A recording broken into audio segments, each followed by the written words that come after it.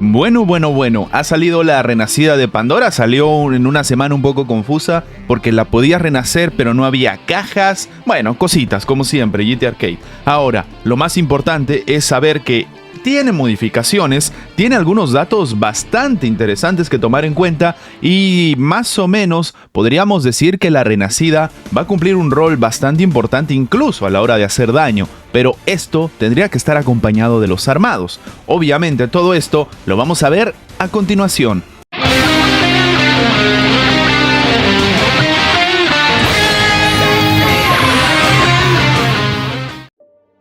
Ok, bien, esta no es necesariamente una guía de Pandora como tal, sabemos lo que hace la unidad, pero es importante analizar lo que hace la renacida ahora para entender todos los cambios que ha tenido, que parecen poca cosa, pero en realidad todo lo que ha ido haciendo termina en este caso dándonos demasiada utilidad en cada una de sus habilidades. Tal vez no en el básico, pero sí en las demás, y hay algunos cambios que ni siquiera están escritos que son importantes decir ahora. Ok, vamos a empezar en este caso con la renacida de frente sin miedo al éxito, que es de hecho la que se despierta la habilidad. Es la segunda, el famoso ñordo, tormento, como quieran llamarlo, que en este caso lo que va a hacer es básicamente lo mismo. Va a poner este tormento que va a heredar el 40% de los puntos del caballero al cual lo ha exiliado Pandora. Recordemos que esto se cuenta como una habilidad de control que exilia a la unidad, pero lo más relevante viene después.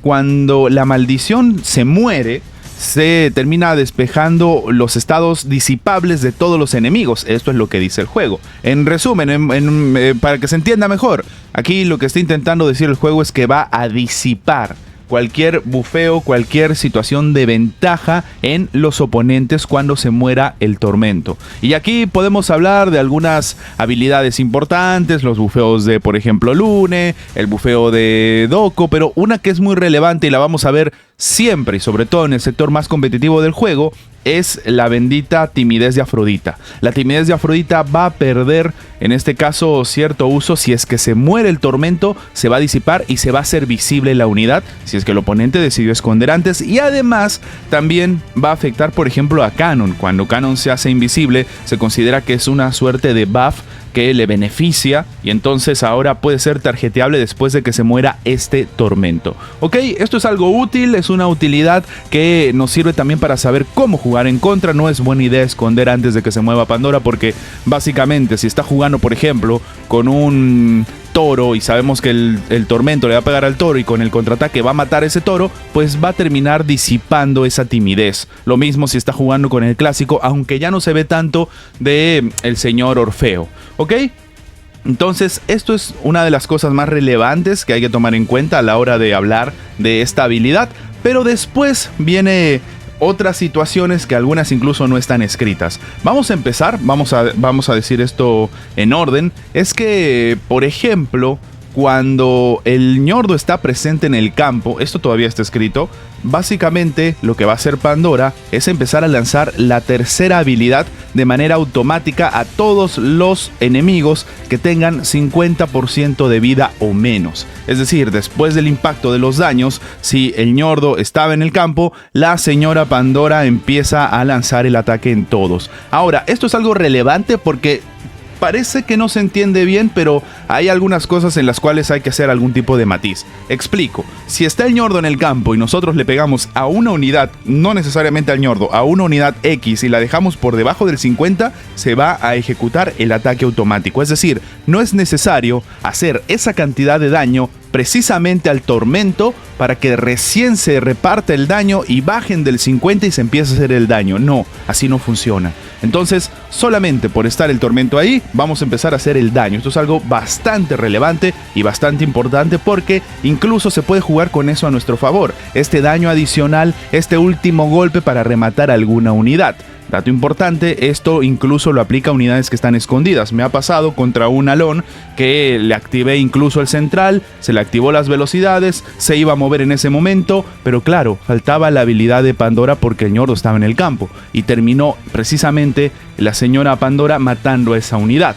Dato adicional, aunque creo que no es necesario comentarlo porque es algo de la, digamos, estructura vieja de Pandora.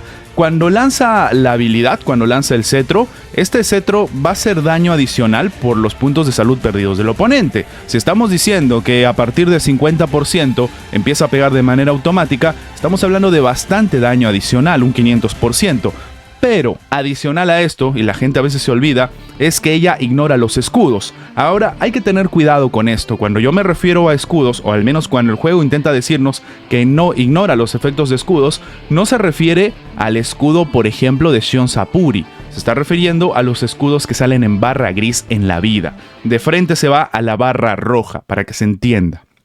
¿Ok? Eso es muy importante entenderlo porque es la forma en la cual esta señora empieza a hacer más daño todavía. Por ejemplo, a un toro se va de frente sobre su vida y se le apela la cantidad de base de escudo que pueda tener. ¿Ok?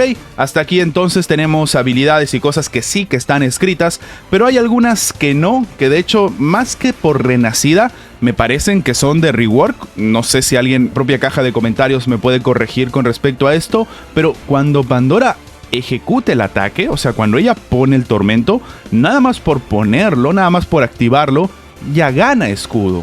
Se ve en la animación y se ve que efectivamente gana escudo. Así que a mí me llama bastante la atención. Y no solamente eso, sino que una vez pone el tormento, gana perforación cósmica. Algo bastante curioso si tomamos en cuenta que vamos a estar ejecutando o haciendo ataques adicionales de manera automática con la tercera y que encima es un daño interesante y que encima por poner el tormento empezamos a ganar perforación cósmica. A mí me llama la atención. Y entonces tenemos cosas que no están escritas, pero que hacen de esta unidad con una utilidad mucho más grande. Recordemos que cada vez que ella hace daño va ganando escudo. Entonces ahora que pega esto de manera automática va a estar ganando escudo. Y adicional, en el pasado se recomendaba un poquito de robo de vida, un 10%, porque el daño que se hace a través del tormento se considera que es de Pandora y ella se cura. Pues los mismos requerimientos pasan con respecto a ahora la cantidad de daño que vas a tener, además de que tienes un escudo. Pero sí, esto nos podría enseñar a tener dos posibles y grandes armados para esta señora. ¿Cuáles son? Vamos a verlos. Ok, les presento un armado diferente, que no necesariamente significa que sea el mejor. Está el clásico, que por eso preferí empezar con este. El clásico es el de toda la vida. Nos ponemos algún cosmos de velocidad. Puede ser cáliz, anillo de flores, todo doble speed. En el central nos vamos a ir por iris. Nos vamos a ir por lunas nuevas en los azules. En los amarillos vamos a elegir alguno que también sea de velocidad. Ya sea destino de runas, mariposa de ensueño, hoja de jade, etcétera, etcétera, etcétera. Esto no tiene mayor misterio. La Pandora más rápida es la que gana.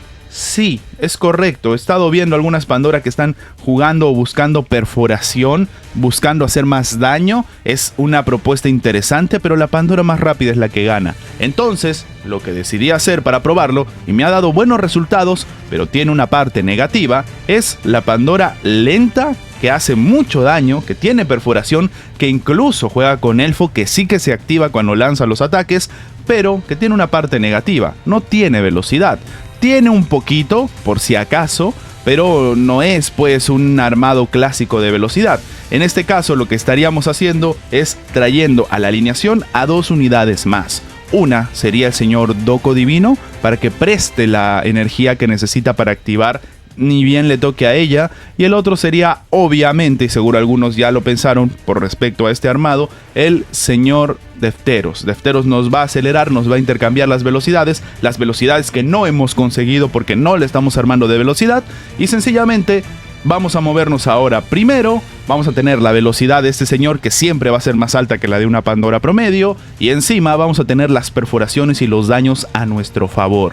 Es algo, de nuevo, útil, me ha ayudado un montón, me ha servido en bastantes testeos, me parece uno de los mejores armados, pero tiene esa contra, que necesitas traer a dos muchachos más para que tenga sentido. La otra es la clásica, acompañada con Athena, es una alineación que se usa mucho, sobre todo se le hemos visto a Fakir en reiteradas ocasiones. Creo que no tiene mucho sentido empezar a hablar de alineaciones porque son las clásicas, pero sí, en este caso la alineación que yo les presento es algo diferente. Y lo que nos hace, de nuevo, porque no hay mucho misterio, es sencillamente empezar a buscar Cosmic Damage, a buscar perforaciones, incluso ataque cósmico, algo de robo de vida.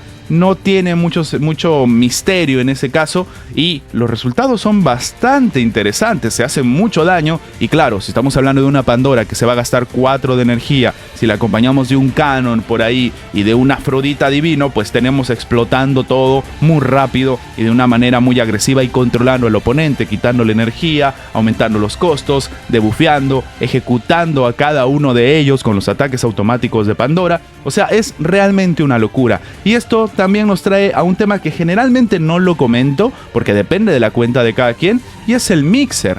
He estado testeándola a ella fuera del mixer y en el mixer. Antes se le ponía en el mixer para que aguante los daños y no se destransforme el tormento. Pues a día de hoy se puede decir que está en el mixer no solamente por ese factor de que no se destransforme el tormento muy rápido con la menor cantidad de ataques posibles del enemigo, sino por la perforación que puede ganar precisamente para seguir lanzando los ataques. Se hace una lluvia de daño bastante interesante y que obviamente recomiendo, pero sí, en este caso tendríamos que banear algunas cosas, esto es obvio, no podríamos jugar con esto si hay por ejemplo un Camus divino en el campo. Así que bueno, vamos a ver las alineaciones.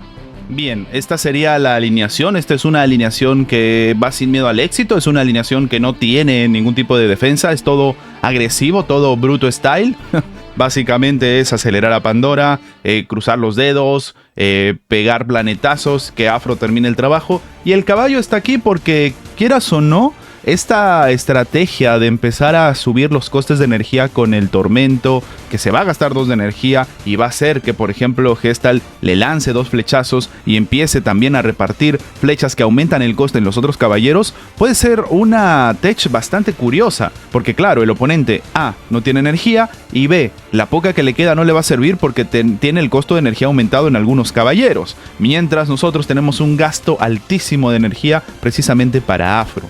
Me parece una alineación curiosa, pero en la cual hay que banear cosas. Estuve probando en lugar de Gestalt a Aldebarán. Estamos hablando obviamente de Aldebarán divino. Y no me ha dado malos resultados, la verdad.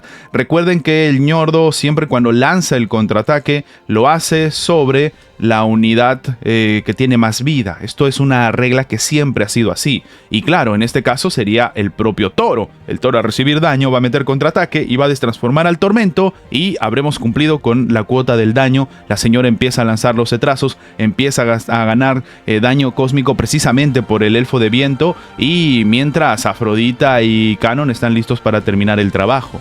En este caso, lo ideal incluso sería que de repente Doko vaya antes que el señor Canon para que lo pueda bufear y tenga doble utilidad, no solamente para prestar energía, aunque un bufeo a la Afrodita cargado de rosas tampoco viene mal. Entonces, a tomar en cuenta, esta es la alineación que yo más he estado usando, pero de nuevo, depende de cada quien, porque la clásica que vaya una Athena antes que ella en velocidades y con los demás muchachos aquí como siempre, incluso un Hashun para que aguante el Afrodita su turno, también es algo válido. Así que bueno, eso se los dejo como dato. He estado probando incluso a la Athena lenta. Me parece que la Athena está hasta de combate, para que vean que estaba viendo si valía la pena que se mueva en lugar de Doko, pero que nos dé daño. Sí, miren esto. Pero bueno, spoiler, la Athena de combate no sirve mucho, la verdad. Hay mejores unidades que hacen ese trabajo. Bien, muchachos, sin más que agregar, cualquier duda o comentario, por favor, déjenme en los comentarios, valga la redundancia, y nos vemos en la próxima. Adiós.